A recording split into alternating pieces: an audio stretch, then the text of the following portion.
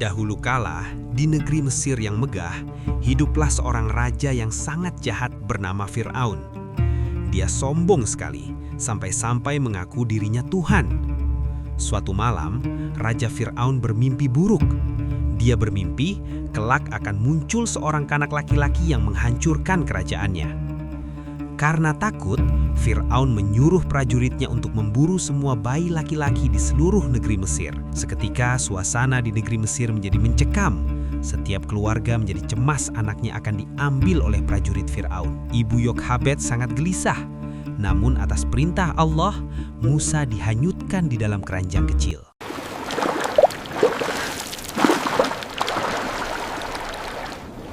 Ajaibnya, keranjang itu tidak tenggelam. Keranjang itu berhenti tepat di taman istana Fir'aun. Istri Fir'aun yang baik hati, Bunda Asiyah, melihat bayi itu dan langsung memungutnya. Fir'aun ingin membuang Musa, tapi Bunda Asiyah melarang. Akhirnya, bayi Musa malah dibesarkan di dalam istana Fir'aun sendiri. Beberapa tahun telah berlalu.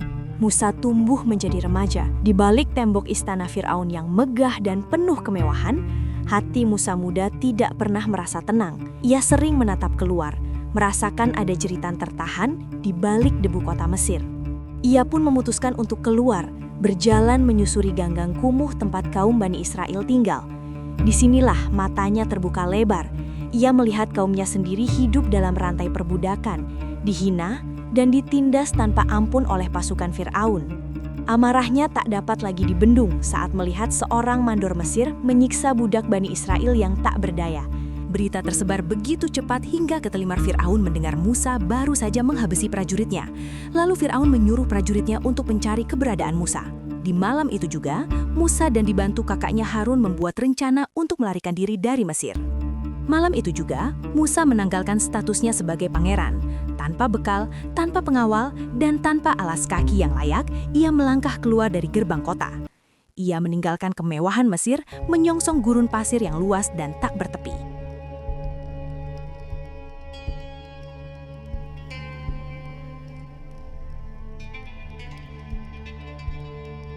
Berhari-hari melintasi lautan pasir tanpa bekal, Musa akhirnya tiba di negeri Madian. Di sebuah sumber air, ia melihat kerumunan penggembala yang sibuk memberi minum ternak mereka, tak peduli pada orang asing yang kelelahan itu. Namun, pandangan Musa tertuju pada dua wanita yang menahan ternak mereka di kejauhan. Musa bertanya, "Mengapa kalian tidak memberi minum ternak kalian? Ayah kami sudah tua dan kami tak bisa berdesakan," jawab mereka. Mendengar itu, Musa bangkit. Meski lelah dan lapar, Allah memberinya kekuatan luar biasa.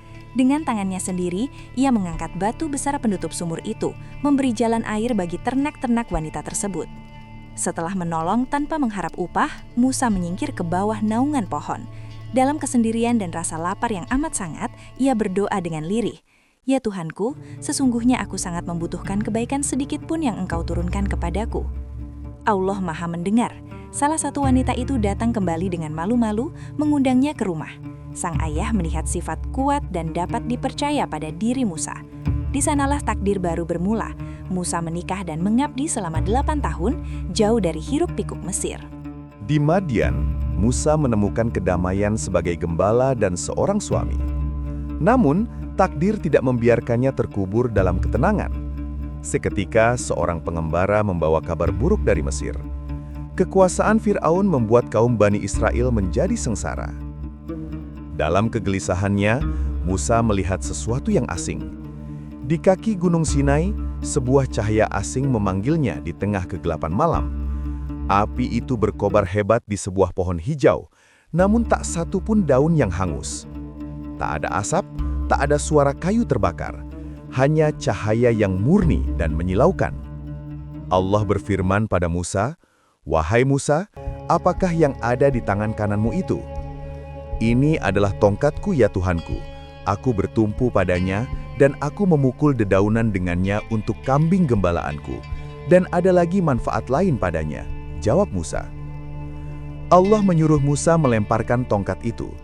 Tanpa ragu, Musa melemparkan kayu tua yang telah menemaninya bertahun-tahun itu ke atas tanah berbatu. Dalam sekejap, hukum alam seakan patah. Kayu mati itu menggeliat, membesar dan bersisik tajam. Seekor ular raksasa kini mendesis di depan matanya, nyata, liar, dan mematikan. Musa kaget melihat itu. Lalu Allah Subhanahu wa Ta'ala menyuruh Musa untuk memegang ular tersebut. Dengan tangan yang masih bergetar hebat, Musa memaksakan dirinya untuk berbalik. Ia meraih tubuh ular yang dingin dan bergerak itu. Begitu jemarinya menyentuh sisiknya, ular itu mengeras, kembali menjadi kayu yang diam. Di saat itulah Musa sadar, ia tidak lagi membawa sekadar tongkat kayu, melainkan senjata dari langit. Setelah bertahun-tahun dalam pengasingan di Madian, Musa kembali ke Mesir. Bukan sebagai pelarian yang ketakutan, melainkan sebagai pembawa perintah Allah. Di tangannya, sebuah tongkat.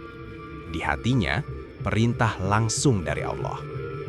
Langkah kakinya bergema di haula emas yang dulu menjadi rumahnya. Di hadapannya, duduk sosok yang mengaku sebagai Tuhan, Fir'aun. Dua kutub yang berbeda kini beradu. Musa tidak datang untuk meminta tahta. Ia datang demi satu hal, kemerdekaan bagi Bani Israel. Fir'aun dikelilingi penyihir terbaiknya. Dengan sombongnya, menantang Nabi Musa. Penyihir-penyihir Fir'aun mengeluarkan ratusan ular-ular. Mukjizat Musa dikeluarkan. Ia melemparkan tongkatnya dan seketika berubah menjadi ular yang sangat besar mengalahkan ular-ular milik penyihir itu. Fir'aun kaget dan berkeringat dingin. Musa hanya meminta agar Fir'aun tidak lagi mengakui dirinya Tuhan dan bertaubat serta membebaskan kaum Bani Israel. Namun Fir'aun yang memiliki hati sekeras batu enggan untuk tunduk pada Musa. Fir'aun adalah raja yang sangat keras kepala. Meskipun Nabi Musa sudah menunjukkan keajaiban, Fir'aun tetap merasa dirinya paling hebat. Akhirnya, terjadilah bencana-bencana di seluruh negeri Mesir. Sungai Nil yang tadinya jernih dan segar, tiba-tiba berubah warnanya menjadi merah seperti darah. Orang-orang Mesir jadi bingung karena mereka tidak bisa minum atau mandi. Tapi, anehnya, air milik pengikut Nabi Musa tetap jernih.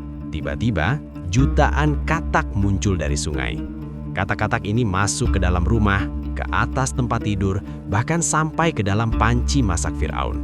Nabi Musa memukulkan tongkatnya ke tanah, dan tiba-tiba debu-debu di tanah berubah menjadi kutu kecil yang gatal sekali. Belalang dalam jumlah yang sangat banyak terbang menutupi matahari.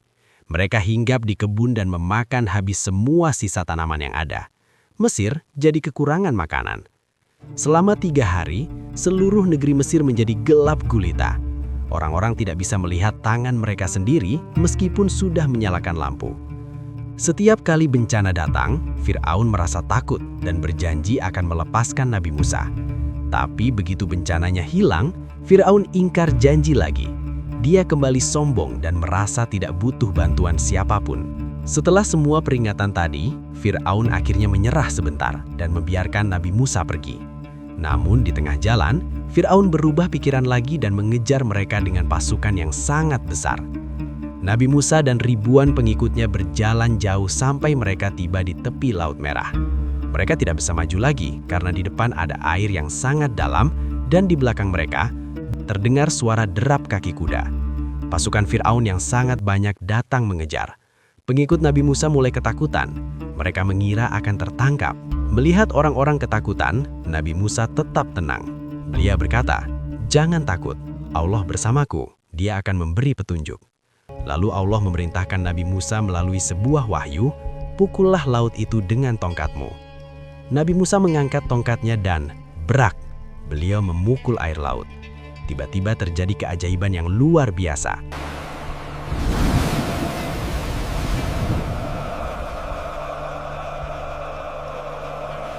Air laut itu terbelah menjadi 2, airnya berdiri tegak di kiri dan kanan seperti tembok raksasa yang sangat tinggi, dan di tengah-tengahnya muncul jalan yang kering dan bersih. Begitu mereka sampai di seberang dengan selamat, pasukan Fir'aun pun ikut masuk ke jalan rahasia itu untuk mengejar. Ketika semua pasukan Fir'aun sudah berada di tengah laut, Allah memerintahkan air untuk kembali menutup. Wush! Tembok air yang raksasa itu runtuh dan menenggelamkan Fir'aun beserta pasukannya. Di saat terakhir, Fir'aun ingin mengakui adanya Allah Subhanahu wa Ta'ala, namun semua telah terlambat. Sesaat sebelum ia bertaubat, mulutnya dipenuhi oleh lumpur, dan Fir'aun pun meninggal di laut bersama pasukan-pasukannya. Atas pertolongan Allah Subhanahu wa Ta'ala, Nabi Musa bebas dari kejaran Raja Fir'aun, dan mereka akan memulai babak baru kehidupan dengan bertakwa pada Allah. Bagaimana? Banyak sekali kan pelajaran yang kita ambil dari kisah Nabi Musa. Sesulit apapun, walaupun di depan kita adalah lautan dan di belakang kita ada tentara Fir'aun, namun dengan segala cara Allah Subhanahu wa Ta'ala akan melindungi kita, walaupun terkadang hal itu di luar nalar kita sebagai manusia.